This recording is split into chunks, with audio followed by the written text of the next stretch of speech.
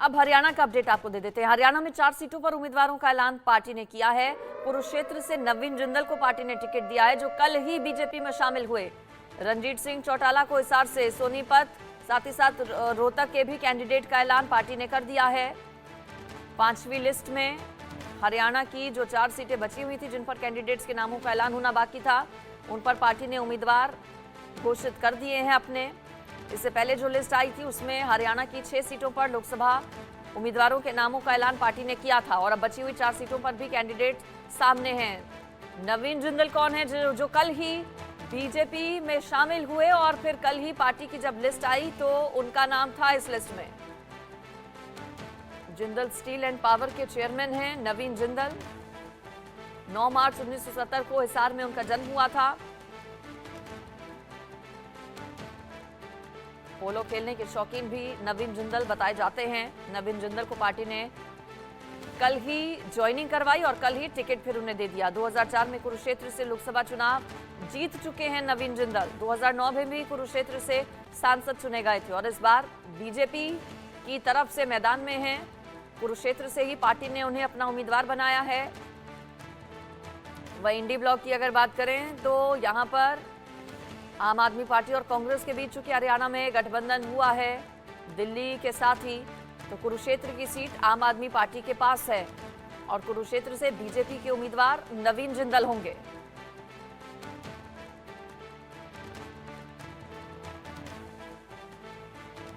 मोदी जी के नेतृत्व में देश बहुत आगे बढ़ा है और बहुत से ऐतिहासिक कदम सरकार ने उठाए हैं, चाहे वो धारा 370 का हटाना हो, चाहे राम मंदिर का निर्माण हो। बचपन से हम ये सुनते आए थे कि राम मंदिर का निर्माण होगा, राम मंदिर का निर्माण होगा।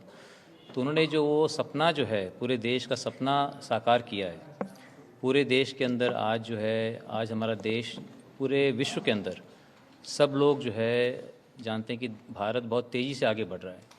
तो जो विकसित भारत का जो सपना है उसको लेकर के जो मोदी जी चले हैं, मैं भी उसके अंदर मैं अपना योगदान देकर और मैं अपनी तरफ से जो भी मैं कर सकूँगा, मैं कंधे से कंधा मिला करके मैं चलूँगा, अपना योगदान दे करके विकसित भारत का जो सपना है उसको साकार करने के लिए, ताकि हमारे देश में जो 150 करोड़ की जो जनता है उनकी लाइफ बेटर हो सके। तो ईश्वर ने जो है मुझे सब कुछ मुझे दिया, मैं बहुत आभारी हूँ ईश्वर का। और मेरे मन में ये है कि मैं देश के लिए मैं ज़्यादा से ज़्यादा करूँ और बीजेपी के साथ जुड़कर मुझे लगता है कि मैं वो अपना सपना साकार कर सकता हूँ। मोदी जी के नेतृत्व में देश बहुत आगे बढ़ा है और बहुत से ऐतिहासिक कदम सरकार ने उठाए हैं, चाहे वो धारा 370 का हटाना हो, चाहे राम मंदिर का निर्माण हो। बचपन से हम ये सुनते आए थे कि राम मंदिर का निर्माण होगा, राम मंदिर का निर्माण होगा। तो उन्होंने जो वो सपना जो है पूरे देश का सपना साकार किया है। पूरे देश के अंदर आज जो है, आज हमारा देश पूरे विश्व के अंदर सब लोग जो है जानते हैं कि भारत बहुत। इस पर मेरे साथ managing editor input Rakesh ji जुड़ गए हैं, उनके पास मैं जाती हूं। राकेश जी, बीजेपी की 5वीं लिस्ट में कितने ट्विस्ट हैं, इसकी इनसाइड स्टोरी क्या है? क्योंकि कई मौजूदा सिटिंग सांसद हैं जिनके पार्टी ने टिकट काट दिए हैं, जिन नए चेहरों को शामिल किया गया है, उनको लेकर किस तरह की चर्चाएं हैं? राकेश जी, देखिए, बीजेपी ने लोकसभा चुनाव को लेकर अपने उम्मीदवारों की 5वीं लिस्ट जो जारी की है, इसमें बीजेपी ने 111 कैंडिडेट्स का नाम का ऐलान किया और इस लिस्ट में जो बीजेपी ने कंगना रनावत की बात हो, अरुण गोविल, नवीन जिंदल, सीता सोरेन समेत कई चर्चित चेहरों पर जो है उन्होंने दांव लगाया है। पार्टी ने केंद्रीय मंत्री धर्मेंद्र प्रधान को संबलपुर से, तो पार्टी प्रवक्ता संबित पात्रा को उड़ीसा के पुरी से चुनावी मैदान में है उतारा है। आप जैसा कि जानती हैं कि बीजू जनता दल से बातचीत चल रही थी, लेकिन आखिरकार में ये बातचीत सफल नहीं हो पाई और आखिरकार दोनों दल अलग अलग लड़ने का ऐलान किया। यूपी के सुल्तानपुर लोकसभा सीट से मेनका गांधी को तो उतारा गया है, जबकि पीलीभीत से वरुण गांधी का टिकट काट दिया गया। जो टिकट काटने में जो नाम है वो महत्वपूर्ण है, वरुण गांधी हैं, अश्विनी चौबे हैं और सबसे महत्वपूर्ण बात ये कि जिस तरह से जो अनंत हेगड़े, जो कि आप जानती हैं कि अपने बयानों से काफी चर्चा में रहे थे और कर्नाटक से आते हैं, उनको टिकट काट दिया गया है।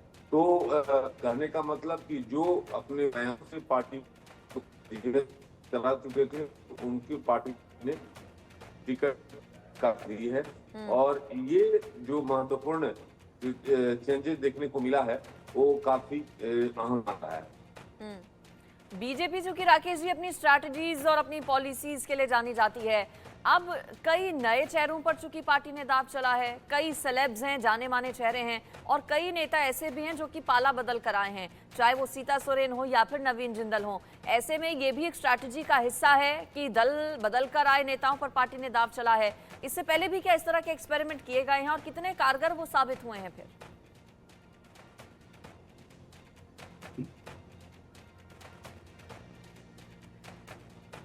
राकेश जी, आपको आवाज आ रही है मेरी? ठीक है, मेरे साथ India news Gujarat editor Abhijit Bhatt भी हैं। अभिजीत जी, गुजरात की लिस्ट को लेकर क्या जानकारी देंगे हमारे दर्शकों को? बिल्कुल, मैं बता दूं तो जिस तरह से गुजरात की 6 बैठकों की लिस्ट जारी कर दी गई है और जो पहले तो 4 बैठक बाकी थी, लेकिन बड़ौदा और साबरकांठा में जो कैंडिडेट घोषित किए थे उसमें दोनों कैंडिडेट ने अपना नाम वापस खींच लिया था। वडोदरा से रंजनबेन भट्ट जो वर्तमान सांसद थे उनको टिकट दिया गया था, लेकिन कहीं ना कहीं भाजपा में वडोदरा शहर और जिले में कहीं ना कहीं उनके खिलाफ में असंतोष का सूर उठना शुरू हुआ था, तो उसको चलते उन्होंने अपना नाम वापस खींच लिया था। साबरकांठा में भी जो भिखाजी ठाकुर को टिकट दिया था, तो भिखाजी ठाकुर में ऐसा विवाद सामने आया कि भिखाजी ठाकुर जो है वो चेंज किया हुआ नाम है ठाकुर, पहले भिखाजी डामोर थे और उन्होंने अपना सरनेम वगैरह चेंज करके फिर भिखाजी ठाकुर करा था। तो उसको चलते कहीं ना कहीं आने वाले चुनाव में उसका असर न पड़े, उसके लिए पार्टी हाईकमान ने जिस तरह से उनको नाम वापस खींचने के लिए बताया गया और उन्होंने वापस खींच लिया, तो उसको चलते 2 सीट का भी कल ऐलान कर दिया गया है और 6 सीटों का ऐलान करा है। खास करके जो 6 सीटें है उसमें एक ही सांसद जो है वर्तमान सांसद। ठीक है अभिजीत जी, आप बने रहिए मेरे साथ। गाजियाबाद से अनिल चौधरी जुड़ गए हैं हमारे संवाददाता। अनिल, पहले से ही इंडिया न्यूज इस खबर को चला रहा था कि जनरल वीके सिंह को पार्टी टिकट नहीं देगी इस बार गाजियाबाद से। हमारी खबर पर मुहर लगी, चर्चाएं वहां पर किस तरह की हैं? देखिए, मैं आपको बता दूं, काफी नाम चल रहा था इनका। वीके सिंह का टिकट का तो कटने का तय हो ही गया था, कई अदर नाम चले थे, पर रात जब घोषणा हुई तो अतुल गर्ग का नाम सामने आया, जो कि गाजियाबाद शहर सीट से विधायक 2 बार रह चुके हैं और संगठन में अच्छी पकड़ रखते हैं और कोरोना के वक्त में भी इनकी तरफ से काफी अच्छा काम किया गया। तो यही वजह भी है कि इस बार बीजेपी ने एक बार फिर इन पर विश्वास जताया है और इनको जो है टिकट, जो है लोकसभा का टिकट इनको गाजियाबाद से दिया है। और ऐसे में दरअसल मैं आपको बता दूं, पहले से भी इनके जो फादर थे स्वर्गीय दिनेश चंद्र, उनको भी जो है जब नगर निगम का जब वजह क्या इसके पीछे की, वजह क्या इसके पीछे की सामने आ रही है अनिल? जनरल वीके सिंह का टिकट काटकर अतुल गर्ग को टिकट दिया जाना? देखिए, वजह इसमें यही कहा जा रहा है, सूत्रों के हवाले से खबर है, क्योंकि जब नगर निगम के चुनाव हुए थे कुछ दिन पहले ही, तो उसमें ये चीजें सामने आई थी कि वीके सिंह की जो बेटी हैं उनकी तरफ से टिकट बंटवारे में कुछ धांधली की गई थी, जिस पर ठीक है अनिल, आप बने रहिए। गुरुग्राम से मेरे साथ दीपक शर्मा जुड़ गए हैं। दीपक के पास अब मैं जाती हूँ। दीपक, 4 सीटों पर ऐलान हरियाणा के कैंडिडेट्स का, जिसमें से नवीन जिंदल बड़ा नाम। कुरुक्षेत्र की सीट पर अब जो मुकाबला है कितना दिलचस्प हो जाएगा? इससे पहले भी कुरुक्षेत्र से सांसद नवीन जिंदल रहे हैं और इंडिया ब्लॉक में ये सीट आम आदमी पार्टी के पास गई है। जी बिल्कुल, अगर हम बात करें हरियाणा में 4 सीटों के कल उम्मीदवारों के नामों का ऐलान हुआ है। इसमें यूं तो कुरुक्षेत्र की बात करें, इनमें अगर हिसार की बात करें, रोहतक और सोनीपत की, लेकिन कुरुक्षेत्र की बात करें, नवीन जिंदल जो कि यूं तो उनको कई दशकों की लंबी राजनीति कांग्रेस पार्टी में रही है। नवीन जिंदल एक बड़े उद्योगपति हैं, देश के अगर बात करें बड़े उद्योगपतियों में नाम है। कुरुक्षेत्र से नवीन जिंदल जो है पहले सांसद भी रह चुके हैं, लेकिन पिछले 10 वर्षों से क्योंकि उनका एक बड़े मामले में उनका नाम आया, तो उसके बाद से राजनीति में ज्यादा सक्रिय नजर नहीं आ रहे थे, लेकिन कांग्रेस में और हरियाणा में भी अच्छी पकड़ रखते हैं। नवीन जिंदल हो या उनकी माता सवित्री जिंदल की बात करें, वो भी कांग्रेस सरकार में जो है हरियाणा में मंत्री रही हैं। उनके पिता ओपी जिंदल वो भी हरियाणा सरकार में मंत्री रहे हैं जी। कांग्रेस सरकार के दौरान। लेकिन अब नवीन जिंदल लंबे समय से चर्चा थी, लेकिन कल रात अचानक 8 बजे, बिल्कुल, क्योंकि कल ही चर्चा उन्होंने तो बिल्कुल लंबे कांग्रेस से टाइम। राहें जुदाकर बीजेपी में शामिल हुए और रात को जो लिस्ट बीजेपी की आई उसमें नवीन जिंदल का कुरुक्षेत्र से नाम आया। दीपक बने रहिए, रितेश के पास मैं जाती हूँ, मेरे साथ पटना से रितेश जुड़ गए हैं। रितेश, बिहार को लेकर सबसे ज्यादा इंतजार था, 17 सीटों पर बीजेपी चुनाव लड़ेगी बिहार में और सभी 17 सीटों पर कैंडिडेट्स के नाम का ऐलान। लिस्ट की बड़ी बातें क्या?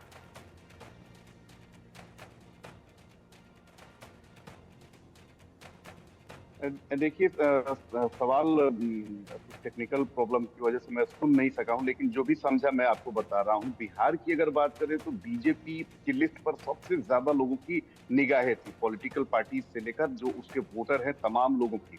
और बीजेपी ने बड़ा ही चौंकाने वाला निर्णय लिया है। देखिए कि अश्विनी चौबे के टिकट को काट दिया गया है। ये पहले से खैर कयास लगाए जा रहे थे कि अश्विनी कुमार चौबे का टिकट कट जाएगा। दूसरी तरफ चर्चा थी कि रविशंकर प्रसाद का टिकट कटेगा, राधा मोहन सिंह का टिकट कट सकता है, इसके अलावा राजीव प्रताप रूढ़ी का भी टिकट काटा जा सकता है। लेकिन देखिए कि अश्विनी चौबे, इसके अलावा छेदी पासवान और अजय निषाद, ये जो 3 पुराने सांसद थे, इन्हीं लोगों के टिकट को काटा गया है। और सबसे पहले अगर अश्विनी चौबे की बात करें तो उनके टिकट की काटने की जो मुख्य वजह है वो ये है कि एंटी इनकम्बेंसी जैसा मामला बक्सर में पार्टी को मिल रहा था। वहां से जो इंटरनल रिपोर्ट आ रही थी, वहां पर लग रहा था कि अगर अश्विनी चौबे को वहां से पार्टी प्रत्याशी बनाती है तो उसके लिए मुश्किल हो सकता है। और यही कारण है कि पार्टी के पूर्व विधायक रह चुके हैं मिथिलेश तिवारी, उन्हें टिकट दी गई है। ब्राह्मण बहुल क्षेत्र है, लिहाजा ब्राह्मणों की सेंटिमेंट्स को देखते हुए बक्सर से मिथिलेश तिवारी को उतारा गया है। दूसरी तरफ अगर बात करें तो अजय निषाद की अगर बात करें तो इनएक्टिव थे मुजफ्फरपुर पे, और कार्यकर्ताओं की भी शिकायत उनके खिलाफ बहुत आ रही थी। यही कारण है कि दूसरे प्रत्याशी को वहां उतारा गया है। छेदी पासवान सासाराम में अगर बात करें तो उनके जगह शिवेश राम को उतारा गया है। और उसकी वजह ये बताई जा रही थी कि स्वास्थ्य जो है उनका सही नहीं है छेदी पासवान का, इस वजह से उनकी टिकट काट दी गई है और उनकी जगह दूसरे व्यक्ति को टिकट मिली है। बिल्कुल, तो देखिए 5वीं लिस्ट बीजेपी की जिसमें 111 उम्मीदवारों के नामों का ऐलान, कुल 402 सीटों पर पार्टी अपने कैंडिडेट्स के नामों का ऐलान कर चुकी है। अभिजीत जी के पास एक बार फिर से जाती हूँ। अभिजीत जी, कुछ राज्य हैं जहां पर पूरी तरह से क्लीन स्वीप करती है बीजेपी, 2019 की बात करें या फिर 14 की बात करें, हरियाणा, दिल्ली, राजस्थान, गुजरात भी उनमें से एक है। ऐसे में इस बार क्या गुजरात में कुछ चुनौतियां हैं पार्टी के सामने? बाकी राज्यों में हमने देखा एक्सपेरिमेंट हुए हैं, गुजरात में क्या बड़े पैमाने पर कुछ एक्सपेरिमेंट या फिर हेरफेर पार्टी की ओर से टिकट्स के बंटवारे पर? बिल्कुल, मैं बता दूं, जिस तरह से 2014 और 2019 में भाजपा ने 26 बैठक जो गुजरात की 26 से 26 बैठक जीती थी, और इस बार भी हैट्रिक के कवायद रणनीति बना के साथ आगे बढ़ रही है। लेकिन कहीं ना कहीं 2 बैठकों वडोदरा की जो बैठक है उसके ऊपर कहीं ना कहीं विवाद छिड़ गया था। और जिस तरह से वर्तमान सांसद रंजनबेन भट्ट को टिकट दिया गया था तो उनके खिलाफ में काफी सूर उठे थे, और उसको चलते पार्टी आला कमान को और प्रदेश नेतृत्व को उनका उम्मीदवार पद से हटाना पड़ा और उनकी जगह पे दूसरा कैंडिडेट। चलिए ठीक है, आप सभी का फिलहाल बहुत शुक्रिया इस पर जुड़ने के लिए और जानकारी तमाम देने के लिए।